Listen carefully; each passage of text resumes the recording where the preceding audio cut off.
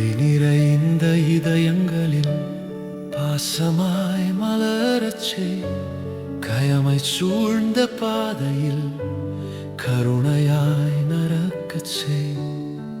ஐயம் காற்றாய் வீசினாலும் விசுவாசம் நின்றிடச்சே. அவநம்பிக்கை இருளிலே நம்பிக்கை தீபம் ஏற்றச்சே.